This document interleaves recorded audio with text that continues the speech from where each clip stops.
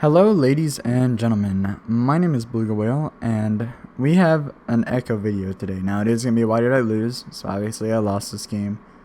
But you guys have been asking for Ekko videos on pretty much every single one of my other videos, which, I mean, I guess I understand. My Ekko video is one of my most popular videos.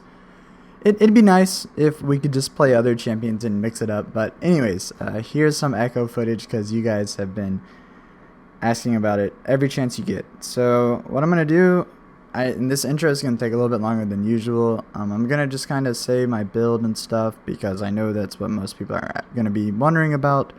So the 6-item build that I think is good right now, and I also want to say none of this is finalized, and I will be making an Ekko guide as soon as I do get a finalized build, but he's just not open enough for me to really form any good opinions on him. So that's why I haven't released a guide yet. But the build that I think is good on Ekko right now is Cinderhulk into whatever boots you need. Swiftness is best. If you need to take Merc Treads because they have CC, that's fine. If you need to take Ninja Tabby because they're all AD, that's fine. So Cinderhulk, boots, Abyssal, gauntlets, Proto Belt, and then your last item can be a Deadman's or a Banshee's. This way you're going to get 40% CDR just from your build, and that means that you don't need to take the CDR on your rune page anymore, so you can either throw in ability power or what I've been taking is magic resist on those. But it gets you 40% CDR, it gets you pretty tanky. They did nerf Ekko, tank Ekko, but they also buffed Cinderhulk with the 6.9 patch, so I do think that Cinderhulk is still the best thing to take on him. And with this build you are going to be getting some AP anyways. So I think this is kind of the best of both worlds.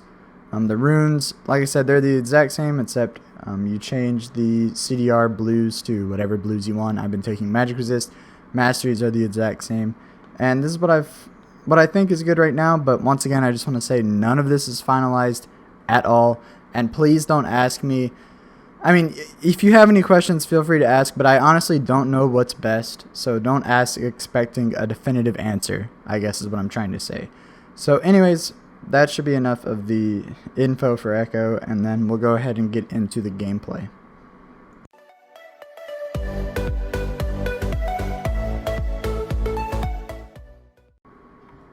Okay, so here we are in game, and first things first, we'll talk about these team comps. So as far as the enemy's team comp goes, it's mostly AD. They have a triple AD comp, and then their only AP threat is Nidalee. And while she certainly does deal magic damage, she doesn't do that much in team fights. Nidalee's real strength is just pressuring the map early and snowballing herself and lanes and putting the enemy jungler behind. It's not really about late game team fighting, right? So as far as late game team fighting, our team should have a pretty significant advantage. Now, the downsides about our team is that, well, one, Trundle counters Poppy kind of absolutely, just because Trundle's ult completely negates Poppy's W, which is kind of her whole deal of why she's able to lane well. And then, other than that, they have a Trundle in general, and since their team is mostly AD, our Poppy's going to build armor, right? And then when Trundle ults our Poppy, he's going to get armor. So that means our AP champions need to do damage. So that means me and Ziggs need to probably do damage. So, long story short, what that means is that I need to gank Ziggs' lane a lot, which shouldn't be that hard because it is a Varus mid. As you can see, I lined it up here. So Varus, obviously he doesn't have any escapes outside of what he takes for summoner spells, so it shouldn't be impossible to gank him. And another good thing about Ziggs is that he's going to have wave clear to clear the lanes while their double AD carries push against us. So overall, looks like Ziggs is the lane I want to camp. Now here I'm just going to do a standard jungle clear. None of this is any different. Just start with your W, get your Q at level 2, kite the camps around, yada yada. By the way, the music is the Gold Silver Crystal Surfing Theme remix. There'll be a link down below to the YouTube video that we're listening to. And I guess we'll talk about this game a little bit. I'll just give you guys a little preview. This game was a pretty rough one. I played pretty well, but I didn't play perfectly. And of course, for this video, I actually went through and made a detailed list of everything that happens this game, so it should be a lot cleaner. Why did I lose? But for the most part, I played extremely well, but not perfectly. And maybe if I had played perfectly, we could have carried this one, but it was pretty rough. It was just pretty rough. So what I'm going to do this game, I started to do a full clear because that's what I usually like to do on Ekko, a full clear except for my red, and then come back and get my red afterwards. However, when I killed these raptors, I was level 3 and I still had both charges of my refillable. So I decided I might as well try to kill the red and then maybe gank mid afterwards. I'm definitely going to be able to kill the red because I do have a smite up. And I'm not going to be too low of health. But what happens is Nidalee ganks mid because she did a 1 camp 2 buff clear and then ganked while I was going to do a long clear. So I decided that I need to try to run mid and help out my Ziggs. He's actually going to do fine in this fight. As you can see, he still has both sums, so nothing really bad happened. But he did get pushed out, and now that he's low health and he's recalling, there's not a whole ton I'm going to be able to do here. However, I am actually going to gank the Varus here. And I place a good W right where it looks like he's going to run because he wants to get this back to the turret. I stun him, I throw up the emote, and he's either going to have to flash or heal here. He does heal. As soon as he heals, I run away. And then I actually make a really big mistake here. Now, Varus is going to auto me twice, so I only have 2 stacks of his W. Obviously, as you know, if you get 3 stacks and then you get hit with a spell, it deals a ton of damage. But 2, it's not going to kill you damage. And what happens is Varus uses his Q on me, and I actually flashed the Q. This was a big mistake on my part because the Q wasn't going to kill me. And I had my E up in like 0.2 of a second, as you can see by this timer here. So what was going to happen is the E would have got me low.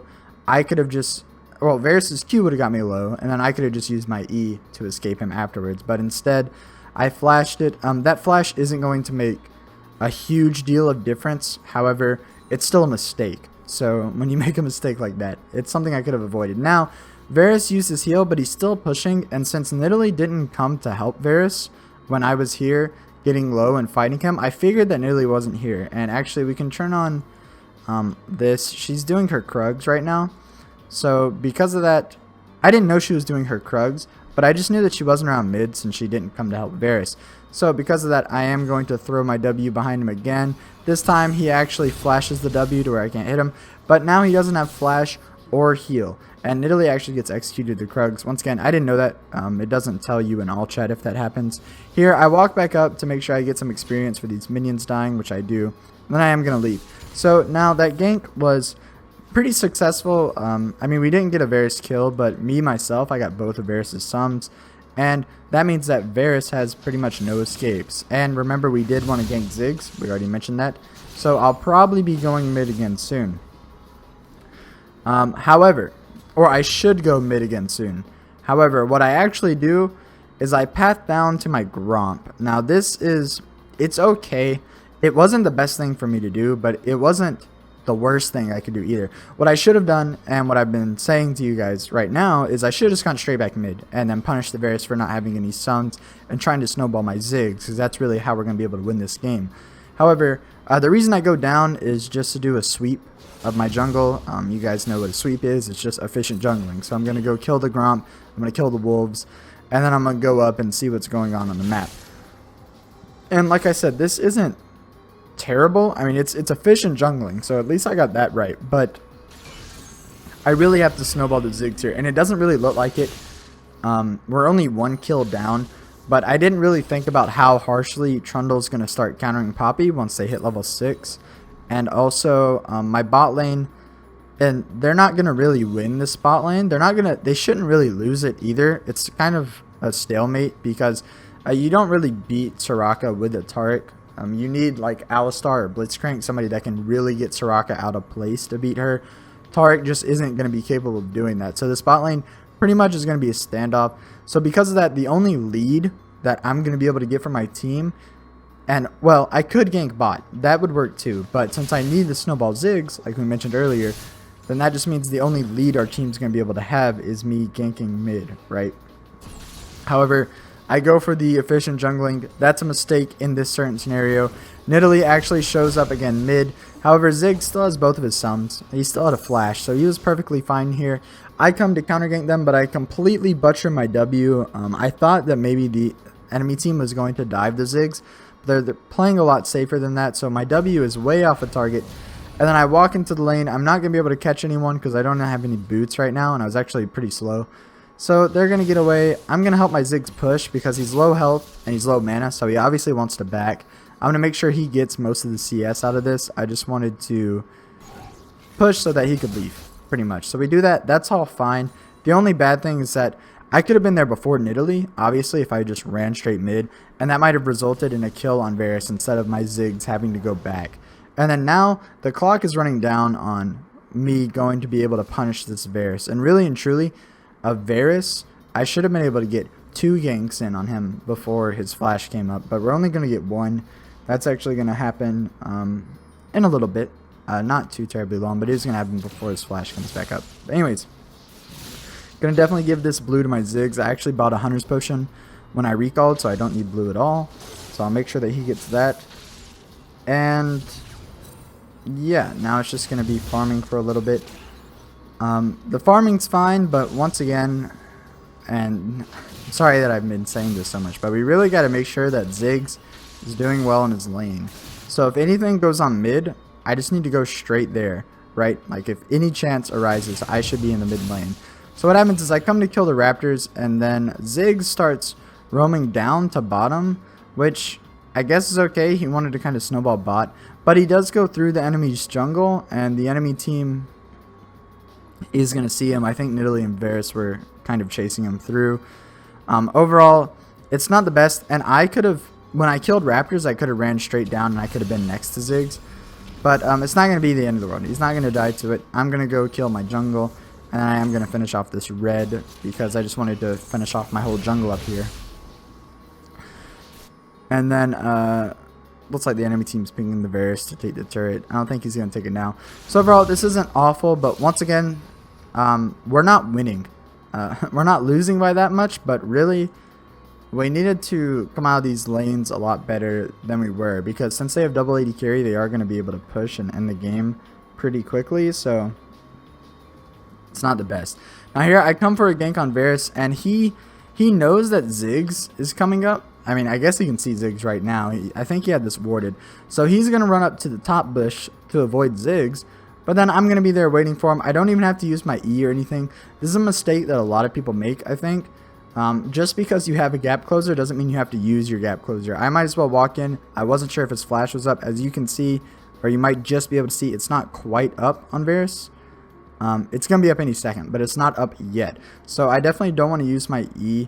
Either way, when I can just walk up and auto attack him, I walk up, I Q him, he ults me, we lose sight of him, and then I am going to use my E here to finish him off. It was okay, we got the kill, and we put Varus a little behind, but me taking it really isn't optimal because, one, I am going to be going the Cinderhulk build, I'm going to be going for a little bit tankier Ekko build, and then two, once again, we're not really snowballing the Ziggs if I'm taking the kills, right?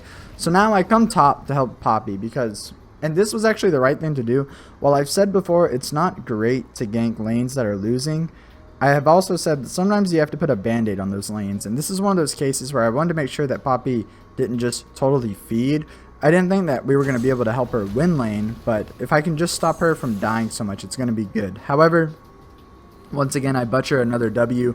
I should have thrown it here because worst case scenario, Trundle keeps fighting the Poppy and then she just flashes away or something. Best case scenario, he runs to the turret and then with my W here, he's going to get stunned. But I throw it right on him. I just kind of thought he was going to keep fighting the Poppy. He doesn't. I jump in. I get all stacks of my passive on him. I take a shot from the turret. That's not a big deal. I'm going to walk into this bush ready to recall. And my Poppy's actually going to try to flash stun him. She isn't going to hit it. And they both get kind of low. But since they are still fighting, I'm going to be able to come in. Poppy flash, Trundle flash, and then I flash. I use my ult to get out. And then we are going to kill the Trundle there. However, it was both of our flashes and Trundle's flash for the kill. So, I mean, it was worth it, but it's not ever great to use both of your flashes. But anyways, I'm going to help the Poppy shove this lane so that she can back. And I am going to damage the turret a little bit. Now, the reason that I didn't take this turret, I could have done a lot more damage. Probably not taking it, but got it to about half life. But I didn't see Nidalee anywhere. And at this point, Nidalee could have been full life with double buffs. I mean, I had no idea what Nidalee had, and she could have been right here in this bush. So because of that, I'm not going to do it. Nidalee is actually on the bottom side of the map. Well, she's in her base, and she's going to walk towards the dragon. There was just no way of me for me to know that while playing the game. So I just play it safe and leave. That's fine. That's not really a mistake. Yeah, there's nothing else to say about it. It's not a huge mistake because it was the safer thing to do. So now we gonna farm for just a little bit. Sorry if my voice sounded far away or something. I was looking down at the list. So we're gonna farm for a little bit, and then I see that Taric dies bot lane. So now, once again, I want to go try to apply a band-aid on the bot lane. My main focus is, of course, to get Ziggs ahead, but I also don't want my side lanes feeding. So I look to gank bot, but right now I'm going to, I guess, clear at camp. Probably. Yeah, sorry, I was yawning. I finish off the Grump, and then I want to make sure that the enemy team doesn't get a free dragon. So I walk up, I ward the dragon, and then my blue's not up in too terribly long. So I'm going to go do the wolves, and then the blue should be up after that, and I'll probably give that to my Ziggs. Well, the blue's not quite up yet, but it'll be up soon. But anyways, I walk towards the mid lane, and let's see. Okay, now I walk bot. Sorry, I'm not doing a whole lot here. I was just scouting out to see if Nidalee was around, if there was any jungle that I could take, because Varus is playing extremely safe, I guess, since I've ganked mid so much. And I am going to look bot because Soraka was kind of pushed up. However, the bad thing about this is I could have just turret dove Varus, because I did have my ult. I am tank Ekko, so I am pretty tanky once I buy Cinderhulk. And my Ziggs does plenty of damage. And once again, we really got to focus on getting this Ziggs ahead. So diving mid probably was the better play here. However, it is a pretty risky play, and I didn't really want to risk it. So I am going to run bot since their bot lane is so pushed up. So then we go bot. What's going to happen is I'm going to throw my W where I think he's going to run. However, it was a great W, but the problem was I E'd into it too quickly. So I should have let the W just stand there, because what that would have done was made Jhin if I had gone right outside of the W, right? If I was like right where this little pebble is, then two things can happen. Either Jhin can walk into the W and I'll instantly stun him, or Taric is going to stun him while he battles around outside of the W. So the W placement was great. It was me activating it that was wrong. However, we are still going to kill the Jhin here. Taric is actually going to get it, unfortunately, but I'm just saying those are some W mechanics. My Ekko mechanics are very rusty while playing him, just because he's been banned for 2 patches every single game almost. So it's really hard for me to practice Ekko, but I know what I should have done. I just wasn't able to do it in game. So now we killed the AD carry, and we are bot lane. So we are going to go for this dragon. It is the stone dragon. Once again, I still stand by this. I do think stone dragon is the most important dragon that you can get, with Infernal being a close second. So definitely want to get the stone dragon, and we are going to get it. And then Soraka gets kind of cheeky, but I don't really care about that. In the meantime, Nidalee actually got a successful gank off on my Ziggs, which really sucked, because like we've said this whole why did I lose, Ziggs is our win condition, and if he's dying to ganks, then it means that I was not doing my job properly, which obviously I wasn't. Now here's the big deal. Everything in this game, I pointed out minor mistakes, all that stuff. Even though they were mistakes, none of that was a problem. I was 2-0-1. We had a dragon. Scores tied. It could have been fine. The game could have been fine. But here is where everything goes to shit. This is the game-changing moment. So let's talk about what's happening. We have sight of Nidalee, and the enemy team has sight of me, because I just cleared a pink right here. So what's happening is I wanted to make sure that Nidalee didn't come in and kill my bot lane, because we are kind of at a disadvantage here. I mean, our team's just a little bit behind, and I think I had a lot of gold on me, or yeah, 800 gold, and it's just it's not a great fight. I mean, it's not a terrible fight, but we shouldn't be looking to take this fight, I don't think. Our Tarics, maybe we just don't have sums over there.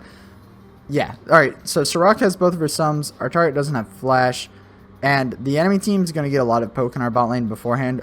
Long story short, this fight is just not a great fight. And I knew that. The reason I was here was not the fight. The reason I was here was just to make sure that Nidalee didn't do anything. I'm just safe checking the Nidalee. I'm not trying to start a fight with my bot. However, I did not say that in chat either. And this is where a big part of miscommunication comes into play. I should have been pinging my bot lane off. As you can see the pings in the corner. You might not be able to hear them. But I didn't ping the bot lane at all. and this fight is going to go pretty south. So what happens is Jhin hits a stun on the Caitlyn, Soraka hits a snare on the Taric. The Taric uses his ult, and then once he uses his ult, he decides it's a good idea to go in, but they could have just left. This was a time where they could have just left. Nidalee has already pathed around. Remember, we saw her because we had this ward. And I am going to come in to try to help my bot lane because they're all inning. But the problem here, what I did, is I didn't even communicate to my team. So that's just the major thing. Lost this game because I did not communicate that this was a terrible fight and we shouldn't take it. So my bot lane runs in. I try to hit a stun on the Jhin. I miss it. I go on the Jhin. That's another thing. It's a minor thing because this fight was already bad in the first place. But I should have gone straight on the Soraka, not on the AD carry. You always focus Soraka first. But anyways, I switched to the Soraka now. I get her kind of low. Now I am going to run because I accidentally took a turret shot. And Nidalee hits a pretty long range spear on Taric. So now Jhin has a great ultimate here to try to clean up me and Taric. He's definitely going to kill the Taric. He hits one on me. He hits one on Taric. Or Nidalee kills the Taric. And here comes the last Jhin bullet. I am, of course, going to ult to dodge that one. And then, now, here's another mistake I made. Ziggs is out of place. Ziggs is dead. Period. Caitlyn, also, if she doesn't run right now, she's dead. And same thing for me. If I don't get the hell out of here, I'm going to die. But the thing is, me and Caitlyn both wanted to help this Ziggs. So I slow the Nidalee. I go in to try to get both stacks of my passive off. That's not going to work. Ziggs fights back a little bit. Jhin has his last two bullets. He crits on the Jhin. He uses the last, he crits on the Ziggs. He uses the last bullet on Caitlyn. And then there happened to be a trap here, or no, I think that was just his W or something killed me. Either way, horrible fight from start to finish. And I could have left at any time, but I didn't. I died for it. And this is what really snowballs Jhin way ahead into the game. It made me lose a bunch of my lead over Nidalee. And this is where the gold difference shot up 4,000 gold. So overall, we'll still watch the rest of the game, but this was definitely the turning point. Our team, we could have won after this. The game wasn't lost, but what happened was, I guess it kind of killed morale for our team. I was still rearing to go. I didn't ask to surrender anything, but my Ziggs actually was super, super toxic this game. Not that that really made us lose, I guess, but I guess after that little bot fight, he just didn't want to try anymore, and most of the rest of my team didn't play great either. So overall, it was something I could have prevented. While I didn't start it, I could have just told my bot lane, hey, don't fight this, let's leave. And I also died there for no real reason, which I could have prevented as well. So overall, just communicate with your team, I guess, is the long story short. Why did we lose this one? I'm going to go back to jungling. And the next important thing doesn't really happen for a while. I guess I just focus on farming now to try and snowball up to get powerful later, which is okay, but really and truly, there's not a whole lot I can do. We can highlight this neat play, I guess. I throw my Q down to mid, make sure I hit all the minions, and then Varus is actually, wait, what did I, oh yeah, I E'd, and then Varus thinks he can ult me, but then I use the rest of my E to dodge it. It's pretty neat. But overall, there's not a whole lot I can do. I have a little bit of wave clear, but since I'm tank Ekko, it's more about sticking to targets than it is clearing with my Q. So that's not going to work that well. And the enemy team, they have double AD carry, and our Ziggs wasn't here to wave clear. Like I said, he turned sour after that one bad play bot. So not a whole lot's going to happen. I go in to try to mess around with the enemies, see if I can get anything done. Nothing's really happening. And I think I am actually going to kill this Soraka sometime soon. Okay, maybe not extremely soon, but anyways, we're just farming mid. I run into Nidalee in my jungle. I start a little bit of a fight with her because I would obviously win a 1v1 versus the Nidalee. However, it's not going to be a 1v1. Obviously, it's going to be a team fight, and we don't win team fights. So what happens here is Trundle tries to cut off my Caitlyn. She gets away. Taric goes in to stun the Varus. Don't really agree with that. It would have been a lot better if he had just been back here with Caitlyn. Trundle kind of messes with me, but I've got my passive, so I'm going to get the hell out of there. And then Taric uses his ult. They're going to get away. I use my W to make sure that my team's fine. Everything's fine. We should leave here. Poppy runs in for some reason. She gets the Soraka kind of low. The rest of my team kind of goes in. And then here, I get hit by a Varus Q. And now here's what I did wrong. I ulted immediately. Varus didn't have sight of me, so I didn't have to ult anyways. He couldn't auto-attack me. And what I should have used my ult for is I should have just ran away, recalled, and then ulted back to the fight, which we've done plenty of times on Ekko before. However, I used my ult for no reason. And then here's another mistake I make. I tried to use my E through this wall to E over and then maybe flash, and I could have one-shot the Soraka, but I'm completely bronze. I mess up the E. I kind of pathed it this way to where it doesn't go through the wall. And then Trundle sees me, but he's not going to kill me. I'm going to be able to get out of this just fine. But overall, just kind of bad awareness by our team, I guess. It's a lot of stuff that I could have said in chat, but like I said, for the most part, this game was kind of over after that fight bottom. And now we're just kind of watching the remains of it. Now, one thing I did do wrong in this game that we can talk about is I actually rushed Abyssal Scepter, which if you listen to me talk about the build earlier, it is good to go Abyssal Scepter on Ekko. It's definitely a great item on him. But in this case, when you're versus triple AD and the AP is not going to be doing much, and I have magic resist on my rune page, I should have rushed Gauntlets. There was really no pressing matter to rush Abyssal. And here is where I'm going to kill the Soraka. But before we talk about that, I just want to emphasize that Gauntlets was the right thing to build first here, then Abyssal. It wouldn't have changed the game, but it would have made a little bit of difference, and maybe those little bit of differences might have changed the game. Who knows?